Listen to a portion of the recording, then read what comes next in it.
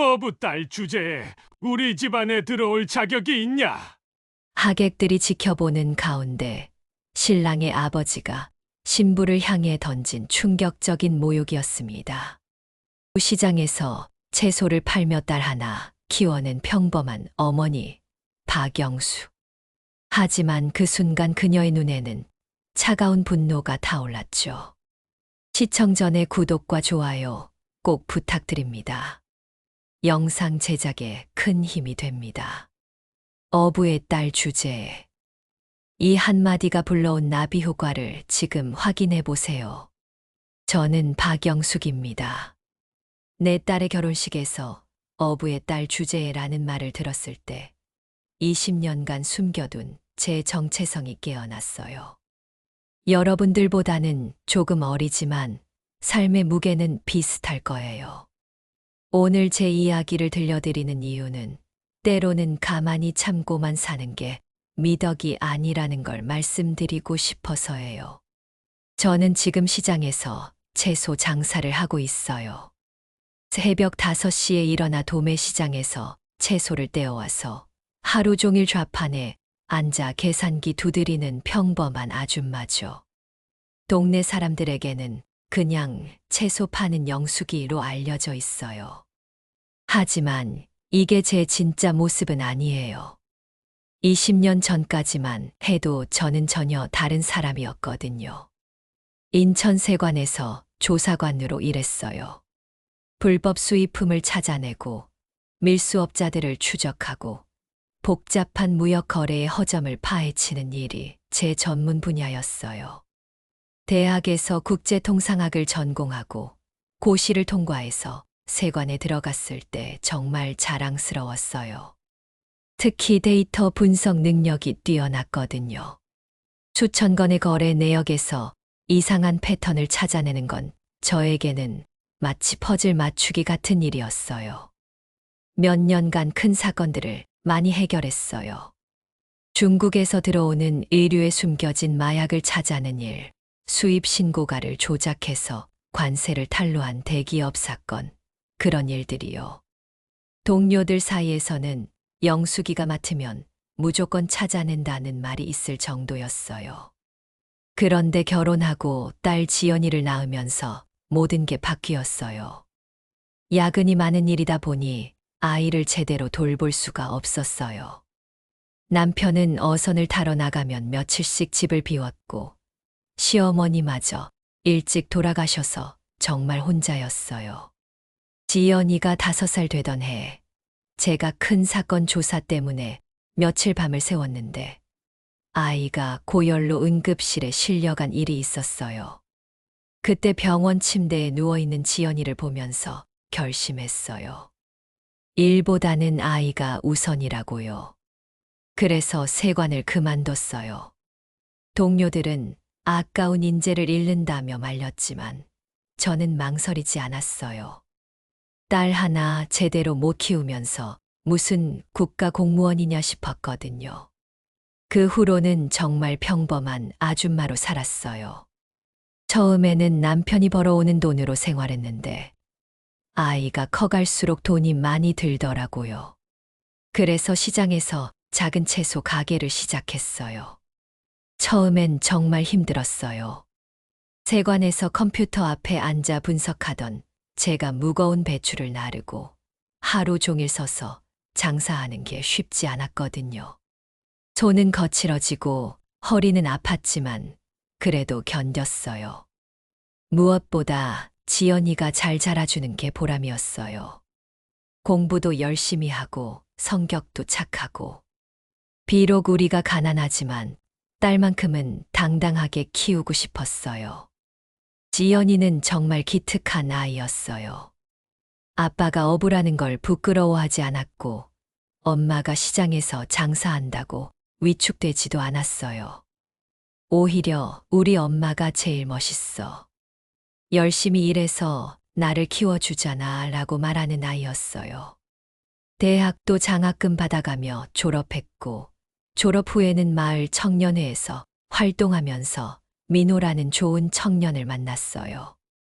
민호는 아버지가 해운회사를 운영하는 집안 아들이었지만 그런 걸 내세우지 않는 겸손한 아이였어요. 두 사람이 결혼하겠다고 했을 때 정말 기뻤어요. 지연이가 좋은 사람 만나서 행복하게 살 수 있겠구나 싶었거든요. 비록 우리가 가난하지만 지연이의 인품을 본다면 상대방 가족도 좋아해 줄 거라고 생각했어요. 결혼식은 마을 회관에서 하기로 했어요. 지연이가 화려한 예식장보다는 이웃들과 함께하는 따뜻한 결혼식이 좋겠어요. 라고 해서요. 저도 그게 좋았어요. 소박하지만 진심이 담긴 자리가 될 것 같았거든요. 결혼식 준비를 하면서 정말 열심히 했어요. 마을 아주머니들과 함께 음식도 준비하고 회관 장식도 하고 비록 돈은 많이 못 들였지만 정성만큼은 어느 결혼식보다 많이 들였어요. 그런데 결혼식 당일 상상도 못한 일이 벌어졌어요. 민호 아버지 한상규 씨가 갑자기 사람들 앞에서 지연이를 향해 말하기 시작한 거예요. 어부의 딸 주제에 우리 집안에 들어올 자격이 있냐? 그 말을 들었을 때 귀를 의심했어요. 결혼식장에서 그것도 많은 하객들 앞에서 신부를 모욕하다니. 믿을 수가 없었어요. 주변이 웅성거리기 시작했어요. 마을 어른들은 당황해 하셨고 지연이는 얼굴이 새하얗게 질린 채 고개를 숙였어요. 그 모습을 보는 순간 제 가슴이 찢어지는 것 같았어요. 20년 동안 딸 하나 잘 키우겠다고 열심히 살아왔는데 그 아이가 결혼식에서 이런 모욕을 당하다니. 제 손이 부들부들 떨리기 시작했어요. 그때 문득 옛날 생각이 났어요. 세관에서 일할 때 권력을 가진 사람들이 약한 사람들을 무시하고 짓밟는 모습을 많이 봤거든요. 그때마다 정의롭지 못한 일들을 바로잡는 게 제 일이었어요. 하지만 지금은 달랐어요.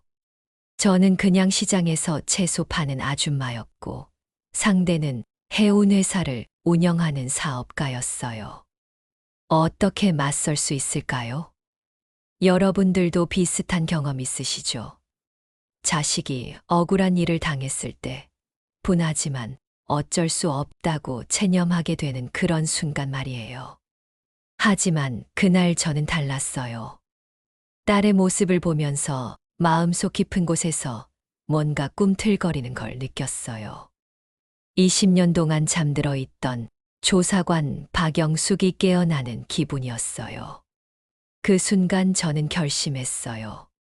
내 딸을 모욕한 이 사람이 누구든 반드시 대가를 치르게 하겠다고요. 그날 밤 20년 전 서류들을 꺼내면서 저는 다시 조사관이 되기로 했어요. 여러분들도 아시겠지만 분노라는 감정이 때로는 사람을 완전히 바꿔놓잖아요. 저도 그랬어요. 결혼식에서 돌아온 후 며칠 동안은 정말 잠을 이룰 수가 없었어요. 계속 그 순간이 머릿속에서 맴돌았거든요. 지연이는 그 일 이후로 많이 위축되어 있었어요. 신혼여행도 제대로 즐기지 못했고 집에 와서도 기운이 없었어요. 평소 활발하던 아이가 이렇게 풀이 죽어 있는 모습을 보니까 가슴이 미어졌어요. 엄마, 제가 정말 그 집안에 어울리지 않는 걸까요? 지연이가 조용히 물어봤을 때 저는 정말 화가 치밀어 올랐어요. 내 딸이 자신을 의심하게 만들다니. 이건 정말 용서할 수 없는 일이었어요. 며칠 동안 고민하다가 저는 결심했어요. 그냥 참고 넘어갈 수는 없다고요. 한상규라는 사람이 얼마나 대단한 사람인지 한번 제대로 알아보자고 생각했어요. 그날 밤 저는 방 안 깊숙한 곳에 숨겨둔 박스를 꺼냈어요. 20년 동안 한 번도 열어보지 않았던 상자였어요. 안에는 제가 세관에서 일할 때 사용했던 자료들과 서류들이 들어 있었어요. 옛날 수첩들을 하나하나 뒤져보니까 그때의 기억들이 되살아났어요. 어떻게 의심스러운 거래를 추적했는지, 어떤 방법으로 증거를 수집했는지. 마치 어제 일처럼 생생했어요. 무엇보다 연락처, 수첩이 있었어요. 예전에 함께 일했던 동료들, 변호사들, 회계사들. 20년이 지났지만 아직도 연락이 닿을 만한 사람들이 꽤 있었어요. 그 중에서도 최상민이라는 변호사가 생각났어요. 제가 세관에서 일할 때 금융범죄 사건들을 많이 함께 처리했던 분이었어요. 정말 실력이 뛰어난 분이셨는데 아직도 현역으로 활동하고 계실 거예요. 다음 날 저는 용기를 내서 상민 변호사에게 전화를 걸었어요. 20년 만에 하는 연락이라 어색했지만 다행히 기억해 주시더라고요. 영숙 씨, 정말 오랜만이네요. 어떻게 지내셨어요? 목소리는 예전과 똑같았어요. 저는 간단히 안부를 나눈 후 제가 왜 전화했는지 설명했어요. 상민 씨, 혹시 시간 되시면 만나서 상담 좀 받을 수 있을까요? 좀 복잡한 일이 있어서. 물론이죠. 내일 오후에 시간 어떠세요? 다음 날 변호사 사무실에 갔을 때 상민 변호사는 예전보다 머리가 많이 새어 있었지만 여전히 날카로운 눈빛을 가지고 계셨어요. 영숙 씨, 정말 오랜만이에요. 그런데 무슨 일로 저를 찾으셨나요? 저는 결혼식에서 있었던 일을 자세히 설명했어요. 한상규라는 사람이 제 딸을 어떻게 모욕했는지, 그리고 제가 어떤 기분이었는지. 상민 변호사가 심각한 표정으로 들으시더니 말씀하시더라고요. 그건 정말 심각한 문제네요. 공개적인 모욕이고 인격권 침해에 해당할 수 있어요. 그런데 영숙 씨는 어떻게 하고 싶으신가요? 그 사람이 얼마나 깨끗한 사람인지 한번 알아보고 싶어요. 혹시 뭔가 문제가 있지 않을까 싶어서요. 상민 변호사가 고개를 끄덕이시더라고요. 한상규라. 해운업계에서 꽤 유명한 사람이죠.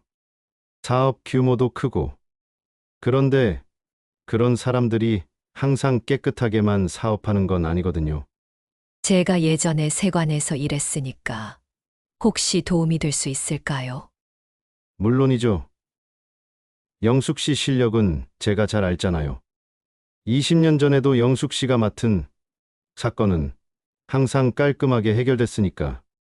그 말을 듣고 가슴이 뛰었어요. 20년 만에 누군가가 제 능력을 인정해 준다니. 시장에서 장사하는 동안에는 아무도 저를 그런 눈으로 보지 않았거든요. 그럼 어떻게 시작해 볼까요? 일단 한상규의 회사부터 알아봐야죠. 해운업체라면 세관 신고 기록이 있을 테고 수출입 내역도 확인할 수 있을 거예요. 상민 변호사와 이야기하면서 저는 점점 예전의 감각이 되살아나는 걸 느꼈어요. 어떤 자료를 어떻게 분석해야 하는지, 어떤 부분을 의심해야 하는지. 마치 잠들어 있던 제 안에 다른 사람이 깨어나는 기분이었어요. 집에 돌아와서 인터넷으로 한상규의 회사를 찾아봤어요. 동해해운이라는 회사였는데 홈페이지를 보니까 꽤 큰 규모더라고요.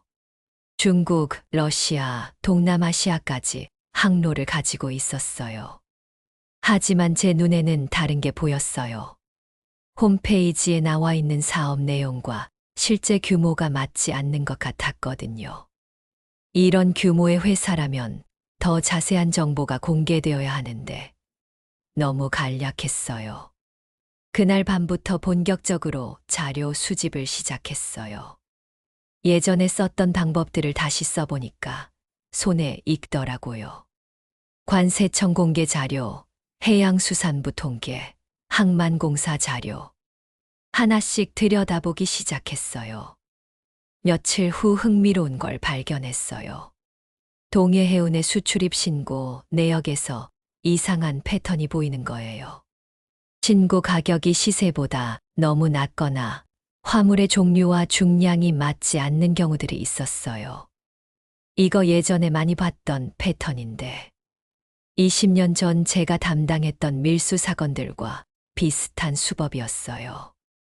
신고가를 조작해서 관세를 적게 내거나 아예 다른 물건을 실어서 검사를 피하는 방법들이요. 여러분들 이런 경험 있으세요? 오랫동안 안 했던 일을 다시 하게 되면 몸이 기억하고 있다는 느낌 말이에요. 저도 그랬어요. 데이터를 보는 눈, 이상한 점을 찾아내는 감각이 다시 살아나는 걸 느꼈어요. 그때부터 저는 확신했어요. 한상규라는 사람, 분명히 뭔가 숨기고 있는 게 있을 거라고요.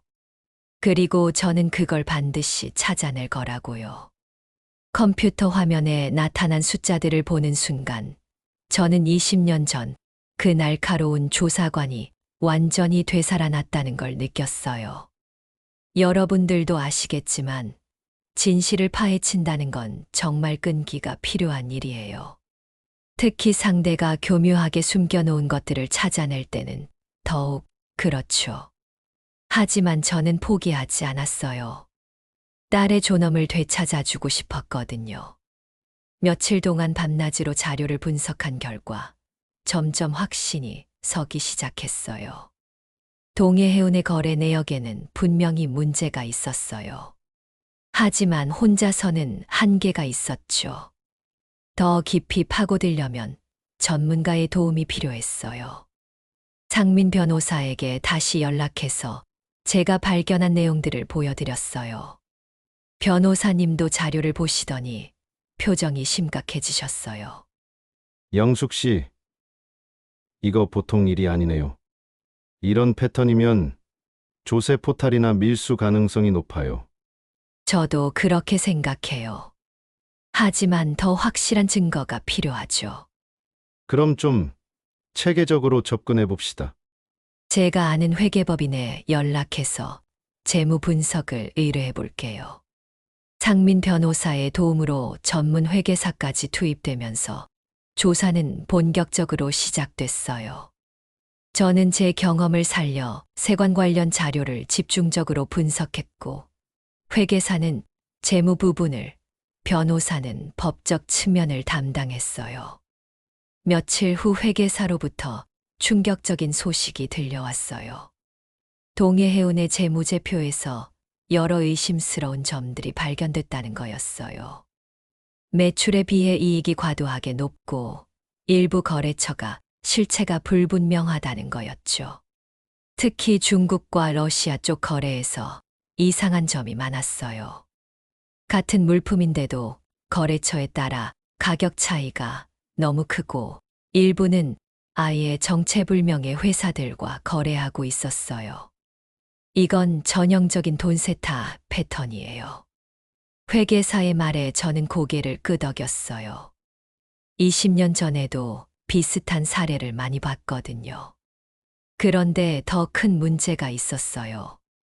동해해운이 신고한 수입품과 실제 통관된 물품 사이에 차이가 있다는 거였어요. 서류상으로는 일반 수산물인데 실제로는 고가의 해산물이 들어오고 있었던 거죠.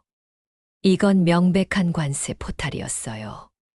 저가 제품으로 신고해서 적은 관세를 내고 실제로는 고가 제품을 수입해서 큰 이익을 남기는 수법이었거든요. 하지만 여기서 멈출 수는 없었어요. 더 깊이 파고들수록 더 큰 비리가 나올 것 같았어요. 저는 예전 세관 동료들에게도 연락해 봤어요. 다행히 몇 분이 아직 현역으로 계셨고 제 부탁을 들어주셨어요.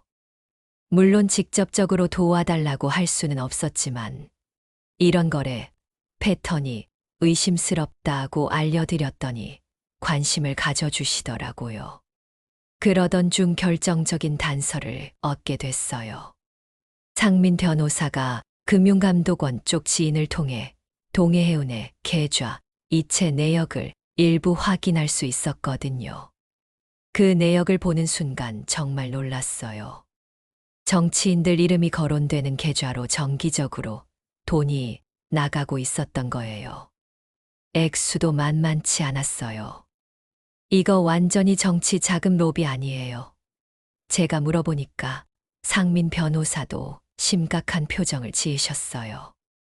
맞는 것 같네요.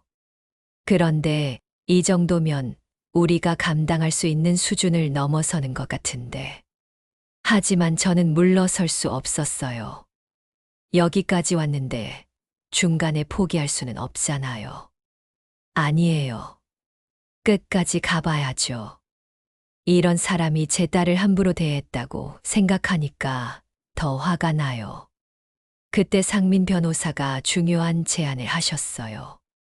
영숙 씨, 혹시 내부 고발자를 접촉해 볼 생각은 없나요? 이런 큰 비리는 보통 내부 사람의 도움 없이는 확실한 증거를 잡기 어거든요. 내부 고발자라. 20년 전에도 그런 방법을 써본 적이 있었어요. 하지만 위험한 일이기도 했죠. 어떻게 접촉하죠? 제가 아는 사람 중에 동해운에서 일하다가 최근에 그만둔 사람이 있어요. 한번 만나보실래요? 며칠 후 그 사람을 만났어요. 김모 씨라는 분이었는데 동해운에서 격리 업무를 담당하다가 몇 달 전에 퇴사하셨대요. 처음에는 경계하시더니 제가 왜 이런 조사를 하는지 설명하자 태도가 바뀌셨어요. 아, 그런 일이 있었군요. 사실 저도 그 회사가 이상하다고 생각했거든요. 김 씨의 증언은 충격적이었어요. 회사 내부에서 이중 장부를 관리하고 있었고, 실제 거래 내용과 신고 내용이 다른 경우가 비일비재했다는 거예요. 사장님이 직접 지시하셨어요. 세관 신고는 이렇게 하고 실제 장부는 따로 관리하라고요. 더 놀라운 건 USB 하나를 건네주시는 거였어요. 이 안에 모든 게 다 들어 있어요. 이중 장부, 가짜 계약서, 정치인들한테 보낸 돈 내역까지. 제가 나오기 전에 몰래 복사해뒀거든요. 그 USB를 받아든 순간, 저는 정말 가슴이 두근거렸어요. 이제 확실한 증거를 잡은 거였어요. 집에 돌아와서 USB 내용을 확인하는데 정말 깜짝 놀랐어요. 제가 추정했던 것보다 훨씬 더 큰 규모의 비리였어요. 여러분들, 이런 순간 경험해 보셨어요? 오랫동안 찾던 퍼즐 조각을 마지막에 찾았을 때 그 기분 말이에요. 저는 그날 밤 정말 흥분해서 잠을 못 잤어요. 20년 만에 느끼는 성취감이었어요. 그리고 이제 한상규라는 사람에게 제대로 된 응답을 해줄 수 있겠다는 확신이 들었어요. USB 속 파일들을 하나씩 열어볼 때마다 저는 한상규가 얼마나 교묘한 범죄자인지 깨달았어요. 여러분들도 아시겠지만 진짜 중요한 증거를 손에 넣었을 때의 그 떨림은 말로 표현하기 어려워요. 저도 그랬어요. 김 씨가 건네준 USB를 집에서 열어보는 순간부터 저는 완전히 다른 세계에 빠져들었거든요. 파일들이 정말 체계적으로 정리되어 있었어요. 실제 거래, 신고 서류, 로비 자금 이런 식으로 폴더가 나누어져 있었거든요. 20년 전 세관에서 일할 때도 이렇게 정교한 조직적 범죄는 흔히 보지 못했어요. 먼저 실제 거래 폴더를 열어봤어요. 동해해운이 중국에서 수입한다고 신고한 냉동 갈치가 실제로는 활전복이었더라고요. 관세 차이만 해도 몇 배였어요. 이런 식으로 수년간 수십억 원의 관세를 빼먹은 거였어요. 더 놀라운 건 러시아 거래 내역이었어요. 서류상으로는 일반 수산물인데 실제로는 고급 캐비어를 들여오고 있었어요. 그것도 정부 허가 없이 밀반입한 거였죠.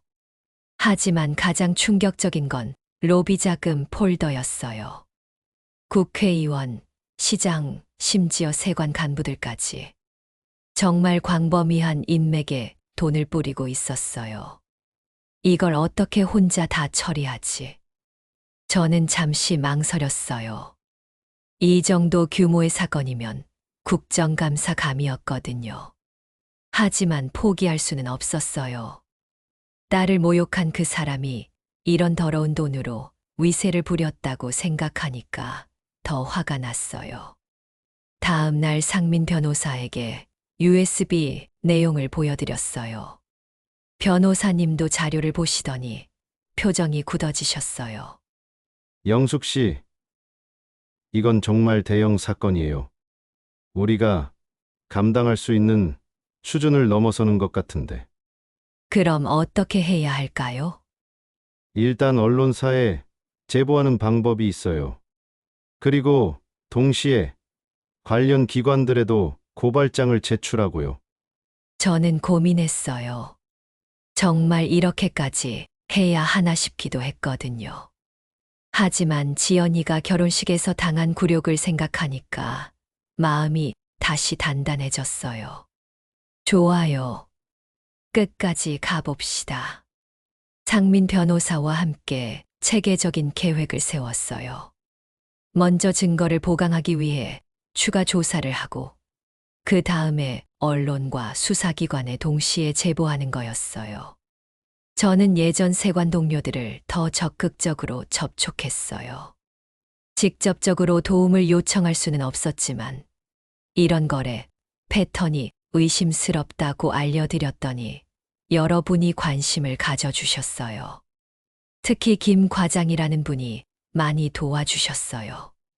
공식적으로는 도울 수 없지만 우연히 관련 자료들을 확인해 보시더니 저희 추정이 맞다고 하시더라고요. 며칠 후에는 더 중요한 단서를 얻었어요. 동해해운에서 일하는 현직 직원 한 분이 저희에게 연락을 해온 거예요. 김 씨를 통해서 저희 조사 사실을 알게 됐다면서요. 사실 회사 내부에서도 이상하다고 생각하는 사람들이 많아요. 하지만 말하면 바로 잘린다고 하니까 아무도 입을 열지 못하고 있어요. 그분이 추가로 제공해 준 정보는 정말 결정적이었어요. 한상규가 직접 지시한 불법 거래, 녹취록까지 있었거든요. 이번 물건은 반드시 A급으로 신고해. 세관에서 까다롭게 안 봐. 이런 식의 대화가 고스란히 녹음되어 있었어요. 하지만 가장 큰 발견은 따로 있었어요. 한상규가 정치인들과 만나는 자리에서 직접 돈 봉투를 건네는 사진들이었어요. 누군가 몰래 찍어둔 것 같았는데 얼굴도 선명하게 나와 있었어요. 이 정도면 완벽한 증거네요. 상민 변호사도 감탄하셨어요.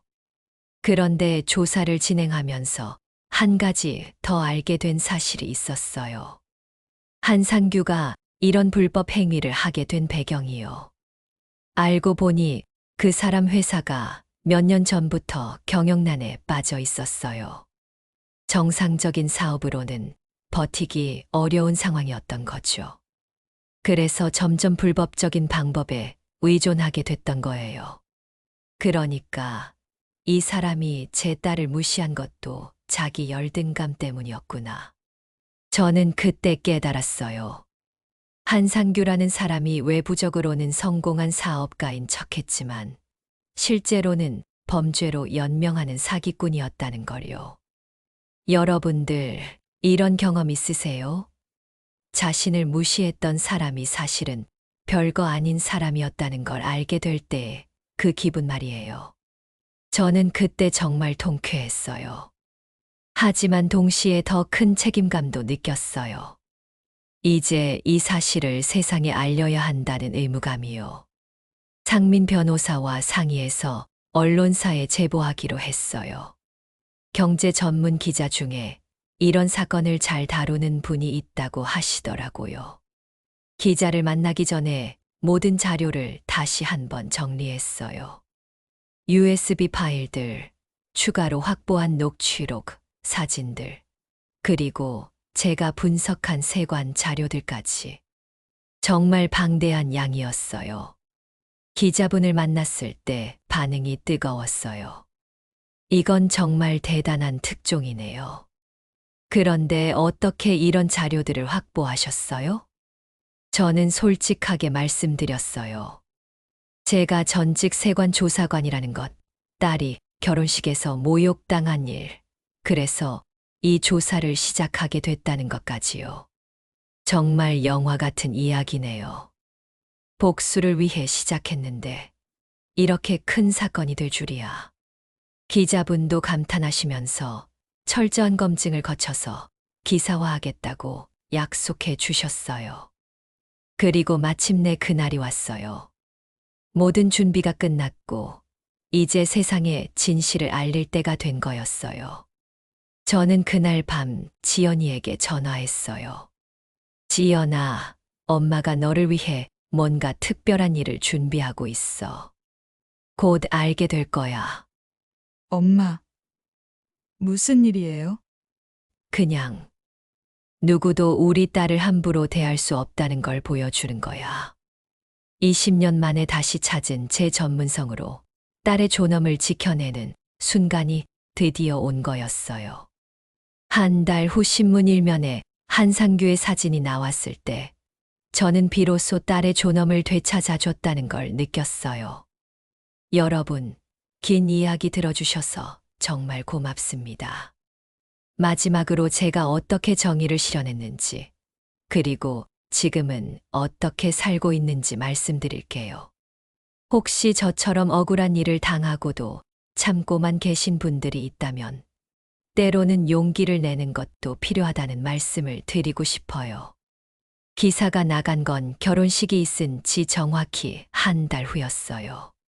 그날 아침 일찍 상민 변호사에게서 전화가 왔어요. 영숙 씨, 신문 보셨어요? 일면 톱 기사예요. 저는 급하게 신문을 사러 나갔어요. 일면에 큼지막하게 대형 해운업체 불법 거래 적발이라는 제목이 있었고 한상규의 사진이 실려 있었어요. 기사를 읽어보니 저희가 조사한 내용이 거의 다 들어가 있었어요. 수십억 원 규모의 관세 포탈, 정치인 로비, 이중 장부 관리, 모든 게 상세하게 보도됐어요. 그날 하루 종일 언론이 난리였어요. TV 뉴스마다 동해해운 이야기가 나왔고 한상규는 기자들에게 쫓기면서도 사실 묵은이라고만 반복했어요. 하지만 저희가 확보한 증거는 너무나 확실했어요. 특히 한상규가 직접 돈 봉투를 건네는 사진이 공개되자 더 이상 변명할 여지가 없어졌어요. 이틀 후에는 검찰이 움직였어요. 동해해운 본사와 한상규 자택에 동시에 압수수색이 들어갔어요. 뉴스에서 상자를 가득 실은 수사관들의 모습을 보니까 정말 통쾌했어요. 세관에서도 즉시 조사에 착수했어요. 제 예전 동료들이 움직이는 모습을 보니까 괜히 뿌듯하더라고요. 20년 전 제가 했던 일을 이제 후배들이 하고 있는 거였어요. 국세청도 가만히 있지 않았어요. 탈세 혐의로 동해해운의 모든 계좌를 동결시켰어요. 하루아침에 회사가 돌아가지 않게 된 거죠. 가장 극적이었던 건 정치인들의 반응이었어요. 로비 명단에 이름이 오른 사람들이 하나둘씩 해명에 나섰지만 이미 대화 녹취록과 돈거래, 내역이 다 공개된 상황이었어요. 일주일 후 한상규는 구속됐어요. 혐의가 너무 명확했거든요. 구속되는 모습이 뉴스에 나올 때 저는 정말 복잡한 기분이었어요. 한편으로는 통쾌했지만 다른 한편으로는 좀 씁쓸하기도 했어요. 사람이 어떻게 저런 식으로 살 수 있을까 싶었거든요. 그런데 더 놀라운 건 그 다음에 일어난 일들이었어요. 동해해운과 거래했던 다른 업체들에서도 비슷한 비리가 줄줄이 발각된 거예요. 저희가 발견한 게 빙산의 일각이었던 거죠. 결국 국정감사까지 열렸어요. 해운업계 전체의 불법 행위를 조사하게 된 거였어요. 저는 증인으로 국회에 출석해서 증언하기도 했어요. 국회에서 증언할 때가 정말 떨렸어요. 하지만 동시에 자랑스럽기도 했어요. 시장에서 채소 파는 아줌마가 이런 자리에 서게 되다니. 증인께서는 어떤 계기로 이 사건을 조사하게 되셨나요? 국회의원이 질문했을 때 저는 솔직하게 대답했어요. 제 딸의 결혼식에서 한상규가 어부의 딸 주제라고 모욕했습니다. 그때 저는 이 사람이 과연 그런 말을 할 자격이 있는 사람인지 궁금해졌어요. 그 답변이 뉴스에 나가면서 많은 사람들이 저에게 관심을 가져주셨어요. 딸을 위한 어머니의 복수라는 식으로 보도되기도 했고요. 하지만 저는 이걸 단순한 복수라고 생각하지 않아요. 정의를 실현한 거라고 생각해요. 잘못된 건 바로잡아야 하는 거니까요. 재판은 6개월 후에 끝났어요. 한상규는 징역 5년을 선고받았어요.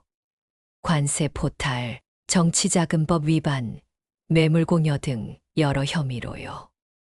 특히 판사가 선고 이유를 설명할 때 한 말이 기억에 남아요.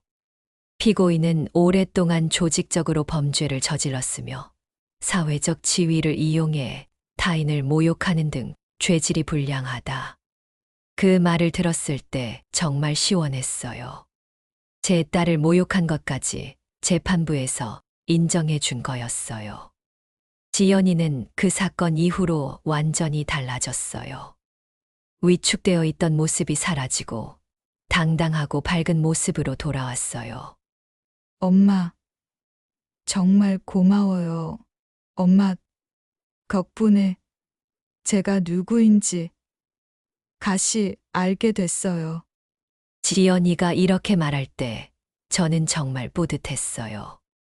제가 20년 동안 숨겨뒀던 능력이 딸을 지키는 데 쓰일 수 있어서 감사했어요. 민호도 많이 변했어요. 아버지의 일로 충격을 받았지만 오히려 더 성숙해진 것 같았어요. 지연이를 더 잘 보살피게 됐고 저에게도 더 존경하는 마음을 보여줬어요. 어머님, 정말 대단하세요. 어떻게 이런 일을 해내셨어요? 민호가 진심으로 존경하는 표정으로 말할 때 저는 정말 기분이 좋았어요. 이 사건 이후로 제 인생도 많이 바뀌었어요. 여러 언론사에서 인터뷰 요청이 왔고 강연 제안도 받았어요. 특히 시니어 여성들을 대상으로 한 강연에서 많은 분들이 관심을 보여주셨어요. 나이가 들어도 할 수 있는 일이 있다는 메시지가 큰 반향을 일으켰거든요. 지금도 여전히 시장에서 장사하고 있어요. 하지만 예전과는 달라요. 사람들이 저를 보는 시선이 완전히 바뀌었거든요. 채소 파는 영숙이가 아니라 정의를 실현한 박영숙으로 불려요. 여러분께 꼭 말씀드리고 싶은 게 있어요. 나이가 들었다고 해서 포기하지 마세요.